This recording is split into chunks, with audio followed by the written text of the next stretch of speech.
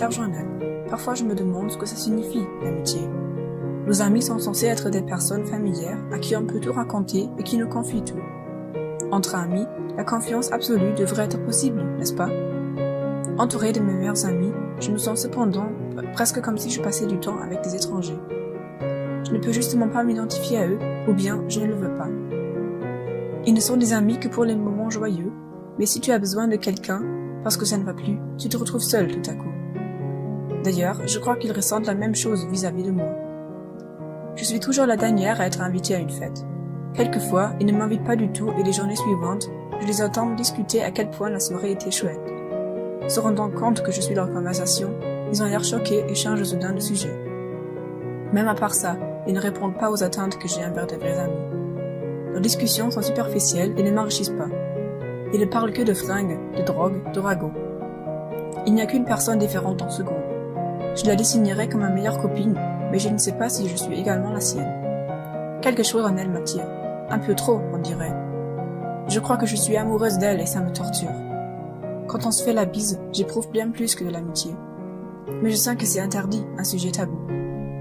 Depuis quelque temps, je réfléchis à ma sexualité et en ai conclu qu'en fait, je m'intéresse aux garçons autant qu'aux filles. On s'en moque qui en aime, non? En vrai dire, je doute que mes amis le comprennent. J'aimerais tellement le dire à Florine, mais je crains que ce faisant, je mette aussi fin à mon amitié la plus proche. Je ne fais que tout rater. Tout a l'air d'un faux pas. C'est d'ailleurs ce que ma mère me confirme aussi. Elle ne m'accorde jamais du soutien ou du réconfort. De l'autre côté, elle ne va pas très bien non plus. N'empêche que les choses sont extrêmement difficiles. Je suis seule avec mes problèmes. Même ma famille ne cherche pas à m'aider. Au contraire, ça finit toujours en dispute si j'essaye de m'expliquer. D'un côté, il n'y a que du vide en moi et rien n'a de sens. Mais de l'autre côté, mes pensées et mes émotions semblent être sur le point d'exploser. Je me demande combien de temps un être humain peut vivre ainsi. Je reste assise dans l'obscurité, dans l'incertitude. Pour le moment, je ne vois pas de lumière au bout du tunnel.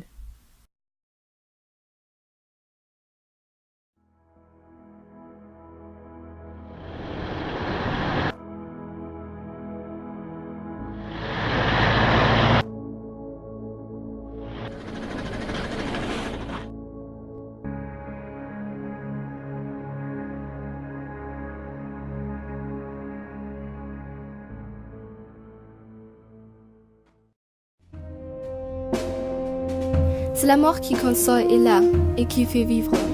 C'est le but de la vie et c'est le seul espoir qui, comme un élixir, nous monte et nous enivre et nous donne le cœur de marcher jusqu'au soir. À travers la tempête et la neige et le givre, c'est la clarté vibrante à notre horizon noir.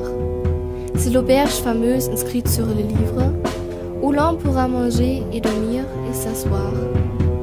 C'est un ange qui tient dans ses doigts magnétiques le sommeil et le don de rêves extatiques, et qui refait le lit de gens pauvres et nus. C'est la gloire de Dieu et c'est le grenier mystique. C'est la bourse du pauvre et sa partie antique. C'est le portique ouvert sur le cieux inconnu.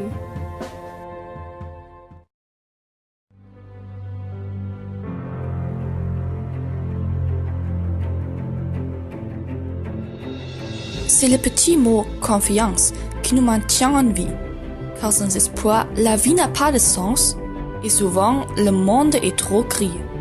La confiance est notre gage pour faire tourner la roue du destin, car le pays de merveille n'existe nulle part, peu importe où nous allons. Seule la propre force et la confiance font créer ce qui vaut être vécu. Sinon, on ne passera pas ce fardeau et tout restera comme avant. Le petit mot de la confiance, il doit infiniment nous accompagner. Dans l'obscurité, il y a aussi de la lumière avec laquelle nous allons avancer.